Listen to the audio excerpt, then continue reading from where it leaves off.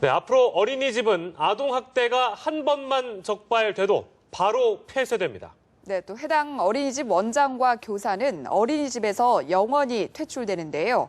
정부가 아동폭력 근절 대책을 마련했습니다. 자세한 소식 보도국 취재기자 연결해서 알아보겠습니다. 김지수 기자.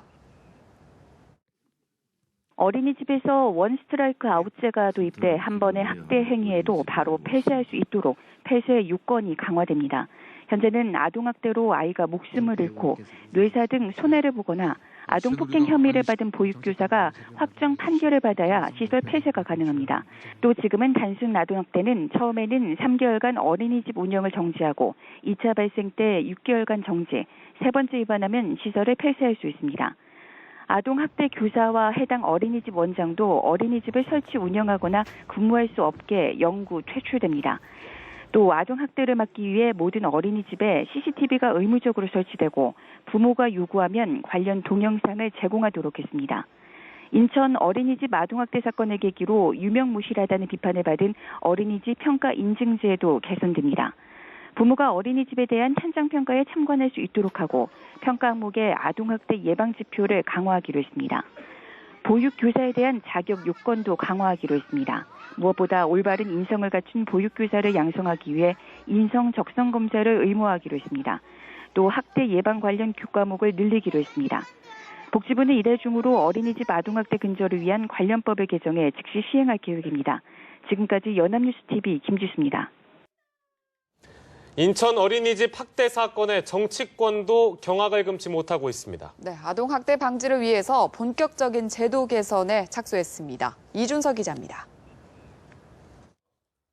여야 정치권이 아동학대 방지 대책 마련에 본격적으로 나섰습니다. 새누리당은 우선 아동학대 근절 특별위원회를 구성했습니다. 이를 통해 어린이집 CCTV 설치 의무화, 보육교사 자격 강화 등 재발 방지 대책을 강구하기로 했습니다.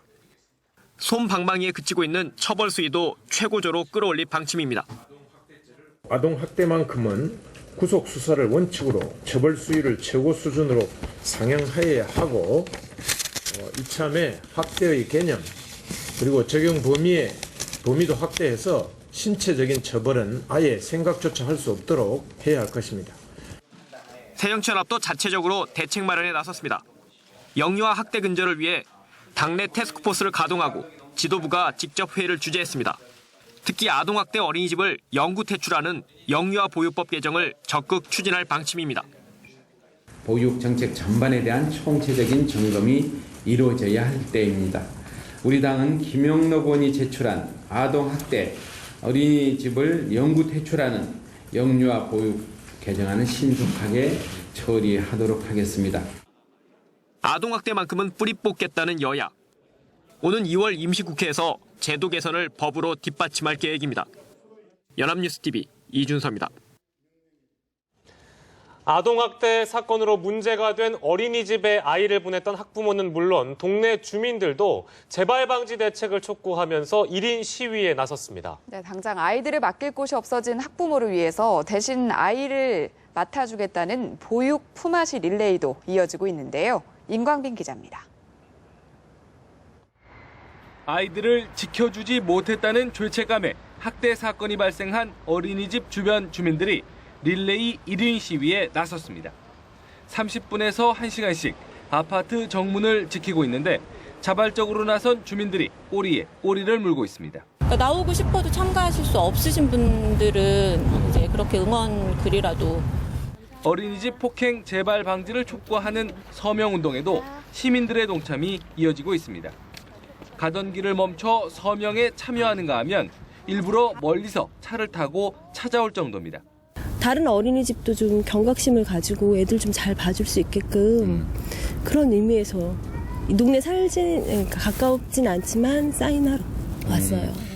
시민들은 가해 교사에 대한 분명한 처벌과 CCTV 장기 보관 의무화, 보육교사 자격 강화 등을 촉구했습니다.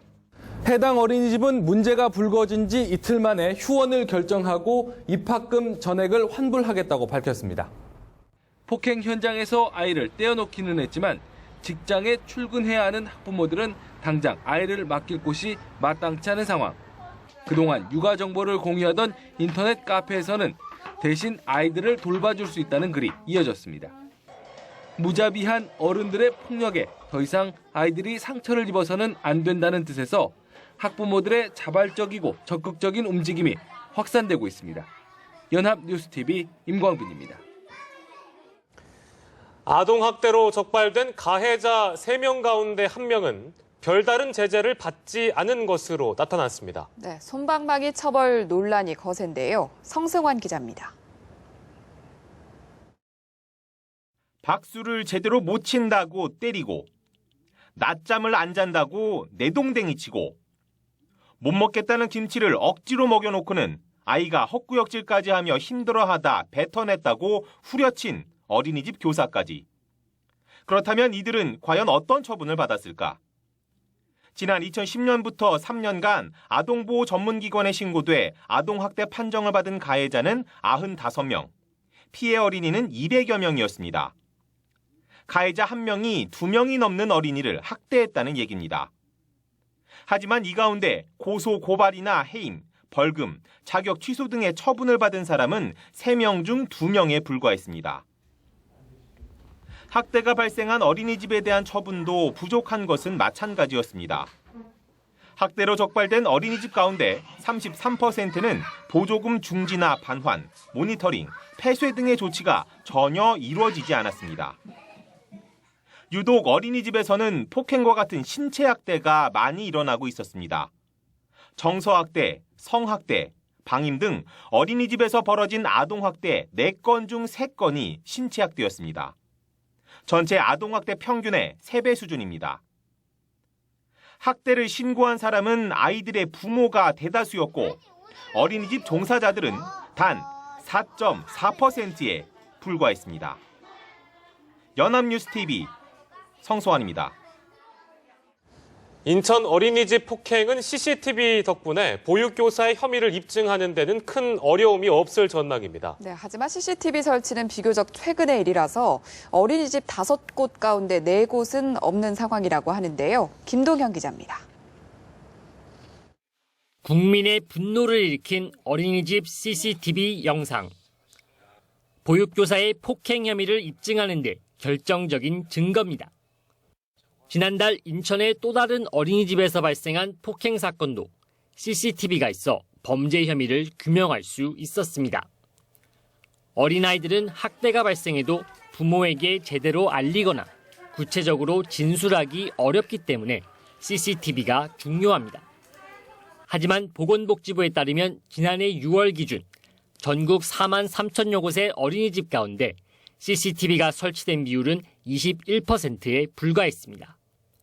또 2012년 표본 조사에 따르면 국공립 어린이집의 60%가 CCTV를 설치했지만 민간은 33%, 가정 어린이집은 4%에 불과했습니다. CCTV가 있어도 삭제나 변조에 취약한 점이 문제입니다. 부모들이 요청할 때는 하시라도 볼 수 있게끔 저희 아이가 일이 있어가지고 CCTV 좀 보자 그러면 아이가 안 됩니다. 이렇게 하거든요. 정부는 2010년에도 어린이집 아동학대가 문제되자 CCTV 설치 확대를 대책으로 내놨습니다. 하지만 설치 비용이 만만치 않은 데다 보육교사의 인권 침해 문제 등 사회적 합의가 필요한 부분이 있어 권고만 하는 상황입니다. 연합뉴스TV 김동현입니다. 인천 어린이집 폭행 사건을 수사 중인 경찰은 가해 보육교사가 추가로 학대한 정황을 확인했다고 밝혔습니다. 네, 취재기자 연결해서 수사 상황 알아보겠습니다. 배삼진 기자. 네, 인천 연수경찰서는 어린이집 가해 보육교사 33살 A씨가 원생을 상대로 학대한 정황을 추가로 확인했다고 밝혔습니다.